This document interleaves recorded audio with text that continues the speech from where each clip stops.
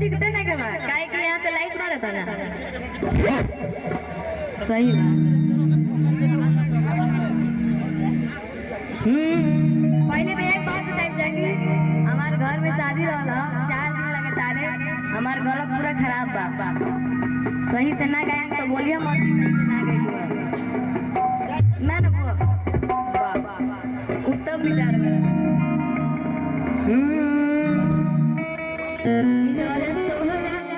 अरे तोहरा से बतिया